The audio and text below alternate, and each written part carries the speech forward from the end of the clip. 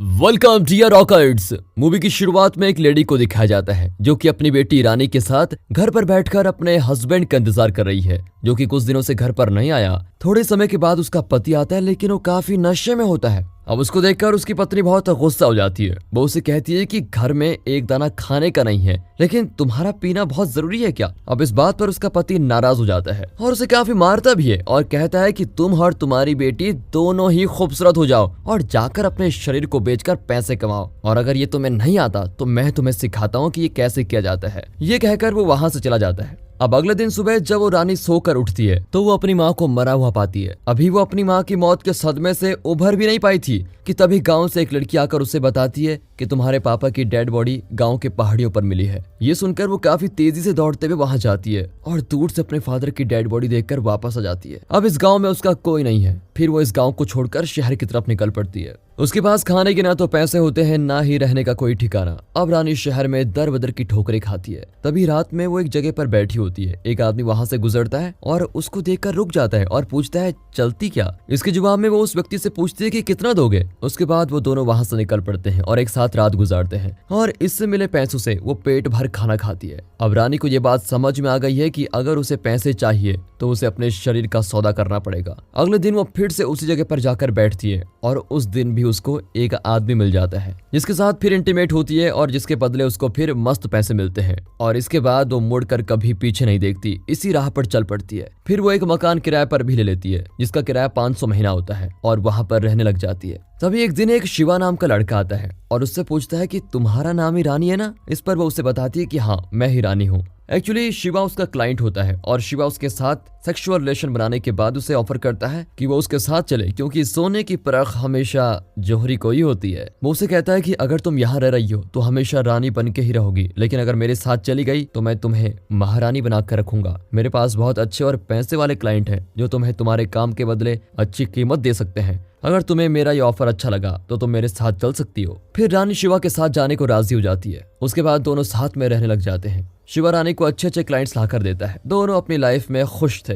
रानी धीरे धीरे शिवा को पसंद भी करने लग जाती है और शिवा भी रानी को पसंद करता है और साथ साथ वो दोनों अपना धंधा भी चलाते हैं। अब एक रात रानी शिवा से कहती है, मेरी माँ के मरने के बाद तुम ही दूसरे ऐसे शख्स हो जो मेरे दिल के इतने करीब हो। वो शिवा से कहती है कि ये काम मैंने अपने पेट की भूख को शांत करने के लिए किया था, लेकिन अब मैं ये काम सिर्फ शिवा तुम्हारी खुशी के लिए करती हूँ। मैं तुम्हारे लिए कुछ भी करने को तैयार हूँ, लेकिन बदले में मुझे ये चाहिए कि तुम कभी भी मुझे छोड़कर ना जाओ। इस पर शिवा कहता है कि मैं हमेशा ही तुम्हारे साथ रहूंगा। फिर दोनों घर के लिए निकल पड़ते हैं कि तभी उनकी बाइक का एक्सीडेंट हो जाता है और रानी को काफी चोट भी आती है। फिर शिवा रानी को डॉक्टर के पास लेके जाता है जहां उसका ट्रीटमेंट किया जाता है। अब होश में आने के बाद डॉक्टर उससे पूछता है कि रानी, क्या तुम अपनी माँ को मिस कर रही हो। इस पर रानी कहती है कि हाँ, मैं अपनी माँ को बहुत मिस करती हूँ, क्योंकि उनके अलावा दुनिया में मेरा कोई था ही नहीं, लेकिन मेरे शराबी बाप की वजह से उनकी मृत्यु हो गई। इस पर डॉक्टर उससे कहता है कि तुम्हें चिंता करने की कोई जरूरत नहीं है, क्योंकि अब तुम्हारी लाइफ में शिवा है। फिर वो नजर उठाकर सामने देखती है तो शिवा कब से उसका इंतजार कर रहा होता है। तब रानी शिवा की तरफ देखती है और दौड़कर शिवा को गले लगा लेती है। फिर वो दोनों वहां से घर निकल जाते हैं। घर जाने के बाद शिवा उसे आराम करने के लिए कहता है। अब कुछ दिनों के बाद वो रानी से पूछता है कि क्लाइंट्स के बार बार कॉल्स आ रहे हैं, उन्हें क्या जवाब दूं।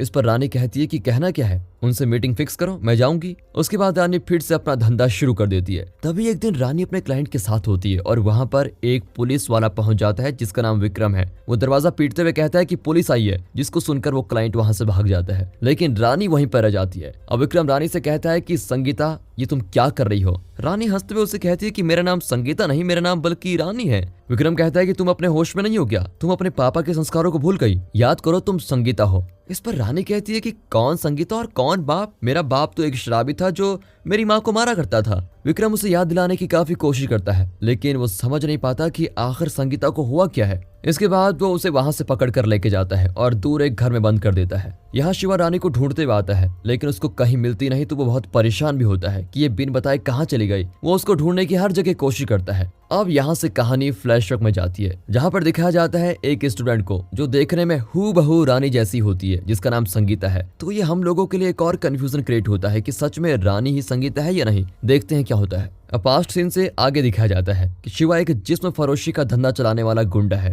जो कि अपने बातों की जाल में मासूम लड़कियों को फंसाता है और उनसे धंधा करवाता है और उसका अगला टारगेट संगीता ही होती है। वो संगीता को एक कैफे में बुलाता है और उसे उसके साथ काम करने का ऑफर भी देता है, जिसके बदले में उसे वो काफी अच्छी रकम देने को भी तैयार है। संगीता को ये बात बिल्कुल अच्छी नहीं लगती और वो भरे कैफे में सारे लोगों के सामने उसे थप्पड़ मार देती है और ये शिवा को बर्दाश्त नहीं होता और वो उससे बदला लेने के लिए छटपटाने लगता है और उसको धमकी भी देता है कि अगर एक हफ्ते के अंदर तुमने कॉल नहीं किया तो मैं तुम्हारे पापा को मार दूंगा। बट ये सुनकर संगीता डरती नहीं बल्कि पुलिस स्टेशन जाती है और वहां जाकर शिवा के खिलाफ कंप्लेंट दर्ज करवाती है। पुलिस स्टेशन से बाहर निकलने पर पुलिस का ही एक कर्मचारी विक्रम बाहर आता है और उससे कहता है कि वो इस शहर को छोड़कर यहाँ से चली जाए। और वहाँ पर उस वक्त दिव्या नाम की एक लड़की भी होती है जो कि संगीता को यही सलाह देती है कि तुम यहाँ से चले जाओ, क्योंकि अगर शिवा की नजर किसी पर पड़ जाती है तो वो उसकी जिंदगी बर्बाद कर देता है। दोनों की बातें सुनकर संगीता फिर से सोच में पड़ जाती है और उसके बाद वो एक मस्त प्लान तैयार करती है। अगली बार जब शिवा दिव्या को क्लाइंट के साथ मीटिंग के लिए बुलाता है, उसकी जगह पर संगीता जाती है और अपने साथ मीडिया रिपोर्टर को भी लेके जाती है। संगीता को वहां देखकर शिवा हक्का बक्का रह जाता है और उसका रेप करने की कोशिश करता है।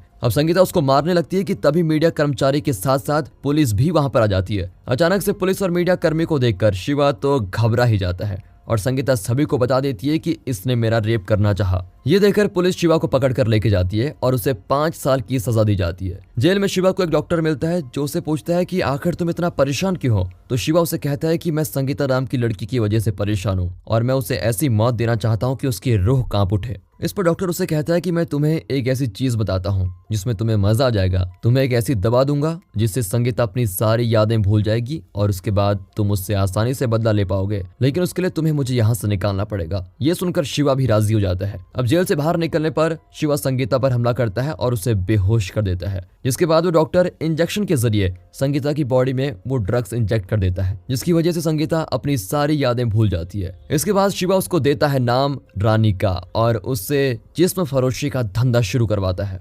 अब हम प्रेजेंट में आते हैं जहां ऑफिसर विक्रम को ये सारी बातें पता चलती है और वो उस डॉक्टर के पास जाता है और उससे पूछता है कि तुमने ऐसा कौन सा ड्रग संगीता को दिया था जिससे वो अपनी याददाश्त खो बैठी। अब डर के मारे डॉक्टर सारी बातें सच सच बता देता है कि कैसे उसने और शिवा दोनों ने मिलकर संगीता को वो ड्रग्स दिया और कैसे उन्होंने संगीता की लाइफ को बदल कर रख दिया। अब विक्रम डॉक्टर से पूछता है कि क्या सारी जिंदगी संगीता रानी बनकर ही रहेगी, उसे कभी कुछ याद आएगा भी कि नहीं। इस पर डॉक्टर उसे बताता है कि ऐसा नहीं है, अगले 4 महीने बाद संगीता को ये सारी बातें याद आ जाएंगी और साथ ही साथ उसे अपनी आज की भी जिंदगी याद रहेगी। जिसके बाद विक्रम वहां से चला जाता है और ऑफिस से 4 महीने की छुट्टी लेता है ताकि वो संगीता के साथ रह पाए। अब वो 4 महीने का इंतजार करता है ताकि रानी फिर से संगीता बन जाए और उसे सब कुछ याद आ जाए। धीरे धीरे 4 महीने गुजर जाते हैं और फिर वो दिन भी आ जाता है जिस दिन रानी को सब कुछ याद आ जाता है। उसके बाद विक्रम संगीता को सारी बातें बताता है कि आखिर हुआ क्या, कि कैसे शिवा ने तुम्हारी जिंदगी के साथ खेला और कैसे तुम्हारे पिता को भी मार डाला। ये सुनकर संगीता बहुत रोती है और बहुत चिल्लाती है। विक्रम कहता है कि तुम्हारे पास 2 ही रास्ते हैं, या तो तुम शिवा के साथ उसके रास्ते पर चलो या फिर कहीं दूर चले जाओ, लेकिन साथ ही साथ मुझे पता है कि तुम दोनों में से कोई भी बात नहीं मानोगी, इसलिए मैंने तुम्हारे लिए तीसरा रास्ता भी तैयार करके रखा हुआ है।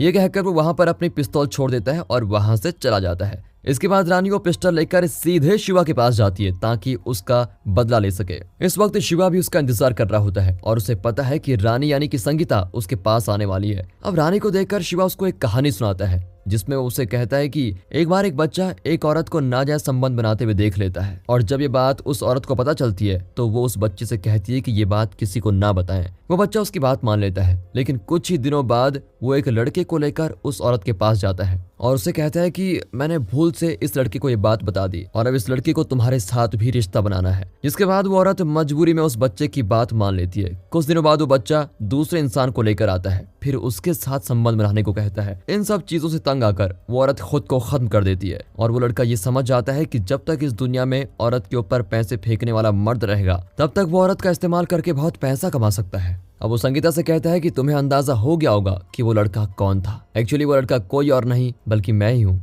अब रानी जरा टेढ़ी नजरों से शिवा को देखती है। तब शिवा कहता है कि ऐसा क्यों देख रही हो, क्या तुम्हें नहीं पता कि कितनी रातें तुमने मेरे साथ गुजारी हैं। उसकी इन सब बातों को सुनकर रानी को गुस्सा ही आ जाता है और वो उसको मारने लग जाती है। बदले में शिवा भी उसे पीटता है। दोनों के हाथापाई में रानी उस पर गोली चला देती है। देन यहाँ से कहानी कुछ साल बाद आगे की दिखाई जाती है, जहाँ दिखाया जाता है कि संगीता कलेक्टर बन चुकी है और उसने शिवा के घर में ही बच्चियों के लिए एक अनाथ आश्रम खोल दिया है और आज उस आश्रम का 3रा साल है, जिसे वो और विक्रम मिलकर सेलिब्रेट कर रहे होते हैं। अब विक्रम रानी से पूछता है कि शिवा का क्या हुआ। इस पर रानी उसे बताती है कि मैंने उसे भी वही इंजेक्शन दे दिया जिसका इस्तेमाल उसने मुझ पर किया था। उसके बाद वो अपनी सारी पुरानी बातें भूल गया है और यहीं पर गार्ड की नौकरी कर रहा है और इससे अच्छा बदला कोई दूसरा नहीं हो सकता। और इसी बदले के साथ इस मूवी का दी एंड हो जाता है। बाकी दोस्तों, आपको स्टोरी कैसे लगी? वीडियो अच्छी लगी हो, मूवी अच्छी लगी हो, एक्सप्लेनेशन अच्छा लगा हो, वीडियो को लाइक कीजिए और चैनल को सब्सक्राइब कर दे। बाकी मिलते हैं अगली वीडियो में, तब तक के लिए गुड बाय, अपना ख्याल रखिए and finally thanks for watching.